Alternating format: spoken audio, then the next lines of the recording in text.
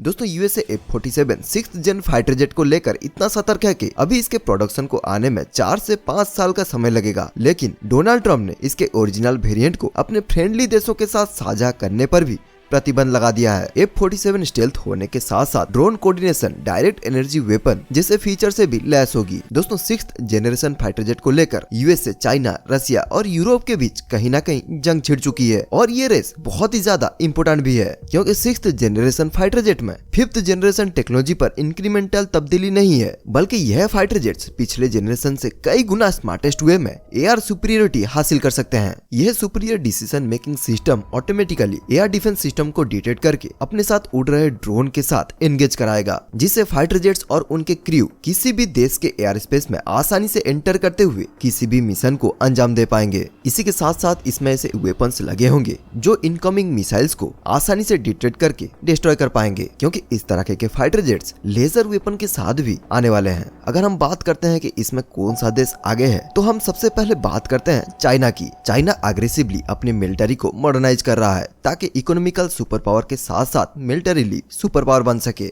China के पास already 5th generation fighter jets operational हैं और इनके जेट्स को पाकिस्तान के साथ साझा करने का बात भी चल रहा है। वहीं दिसंबर 2024 में चाइना में हेडलाइन बनने लगा जब रिपोर्ट्स आई China 6th generation fighter jet हासिल कर चुका है। आसमान में पहली बार एक नए डिजाइन के फाइटर जेट्स देखे गए जिसे चेंगडू J-36 होने का दावा किया जाता है और ये AI और हाइपरसोनिक मिसाइल जैसे टेक्नोलॉजी से लैस होने वाला है। अगर हम यूएसए के F-47 को देखें तो जिसे बोइंग बना रहा है, तो इसकी कॉस्ट करीबन $200 मिलियन तक आने वाली है। इसके मुकाबले चाइना मास प्रोडक्शन के जरिए अपने फाइटर जेट्स को सस्ता बनाता है, जिससे चाइनीज फाइटर जेट्स कम बजट में ज्यादा रिलायबल बन जाते हैं। और अगर हम रसिया की बात करें तो रसिया अभी भी Su-57 और Su-75 चेकमेट बनाने में स्ट्रगल कर रहा है। ऊपर से फाइनेंशियल क्राइसिस भी कहीं ना कहीं रसिया में है, जिसकी वजह से रसिया की तरफ से अपने 6th जेन फाइटर जेट को लेकर कोई अपडेट नहीं आ रहा है। लेकिन रसिया का हिस्ट्री चौंकाने वाला है, चाहे वो MiG-21 हो या फिर Su-30।